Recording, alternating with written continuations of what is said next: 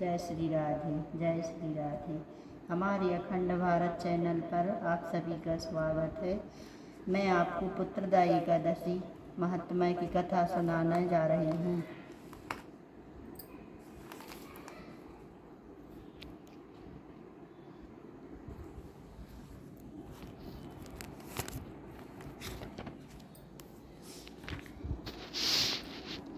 युधिष्ठिर ने पूछा, मधुसूदन, स्वर्ण के शुक्ल पक्ष में किस नाम की एकादशी होती है? कृपया मेरे सामने उसका वर्णन कीजिए। भगवान श्री कृष्ण बोले, राजन, प्राचीन काल की बात है। द्वापर युग के प्रारंभ का समय था। महिषमतीपुर में राजा महीजित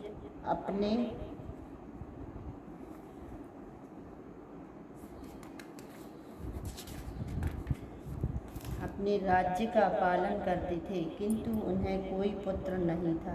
इसलिए वह राज्य उन्हें सुखदायक नहीं प्रतीत होता था। अपनी अवस्था अधिक देख राजा को बड़ी चिंता हुई।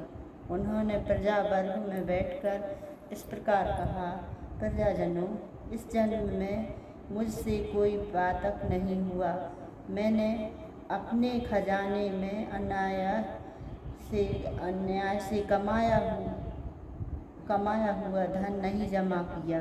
ब्राह्मणों और देवताओं का धन भी मैंने कभी नहीं लिया है। प्रजा का पुत्रवत पालन किया, धर्म से पृथ्वी पर अधिकार जमाया तथा दुष्टों को भी बंधु और पुत्रों के समान ही क्यों न रहे हों दंड दिया है।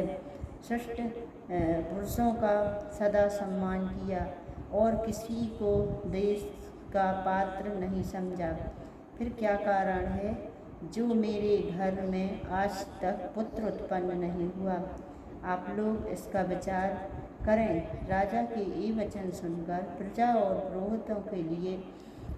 पुरोहितों के साथ ब्राह्मणों ने उनके हित का विचार करके गहन वन में प्रवेश किया।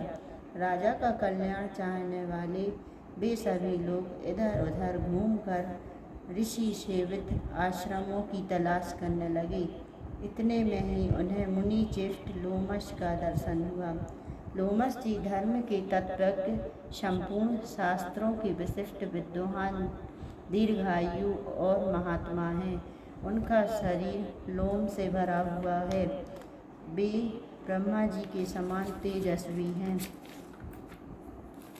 एक एक कल्प बीतने पर उनके शरीर का एक एक लोम विशीर्ण होता है, टूटकर गिरता है, इसलिए उनका नाम लोमश हुआ है। वे महामुनि तीनों कालों की बातें जानते हैं। उन्हें देखकर सब लोगों को बड़ा हर्ष हुआ। उन्हें निकट आया देख लोमश जी ने पूछा, तुम सब लोग किस लिए यहाँ आए हो? अपने आगमन का कारण बताओ। तुम लोगों के लिए जो हितकर कार्य होगा उसे मैं अवश्य करूँगा। प्रजाओं ने कहा, ब्राह्मण, इस समय महीजित नाम वाले जो राजा हैं उन्हें कोई पुत्र नहीं है। हम लोग उन्हीं की प्रजा हैं, जिनका उन्होंने पुत्र की भांति पालन किया है। उन्हें पुत्रहीन देख उनके दुख से दुखित हो हम तपस्या करने को दृढ़ निश्चय करके यहाँ आए हैं। तेजोत्तम राजा के भाग्य से इस समय हमें आपका दर्शन मिल गया है। महापुरुषों के दर्शन से ही मनुष्यों के सब कार्य सिद्ध हो जाते हैं।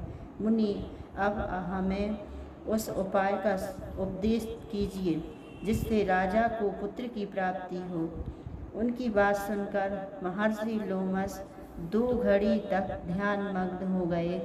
तत्पश्चात राजा के प्राचीन जन्म का वृतांत जानकर उन्होंने कहा, प्रजावृंद सुनो। राजा महीजित पूर्व जन्म में मनुष्यों को चूसने वाला धनहीन वैश्य था। वह वैश्य गांव का घूमकर व्यापार किया करता था। एक दिन जेठ के शुक्ल पक्ष की 10वीं तिथि को जब दोपहर का सूर्य तप रहा था, वह गांव की सीमा में एक जलाशय पर पहुंचा। पानी से भरी हुई बावली देखकर वैश्य ने वहाँ जल पीने का विचार किया। इतने ही में वहाँ बछड़े के साथ एक गौ भी आ पहुँची। वह प्यास से व्याकुल और ताप से पीड़ित थी, अतः बावली में जाकर जल पीने लगी।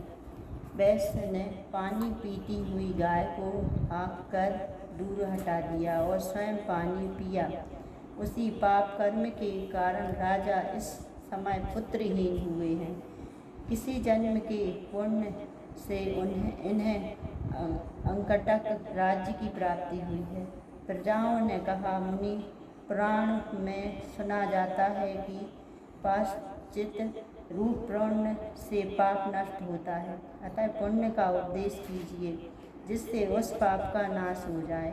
लोमस जी बोले, प्रजाजनों, स्वर्ण मास की शुक्ल पक्ष में जो एकादशी होती है वह पुत्रदा के नाम से विख्यात है।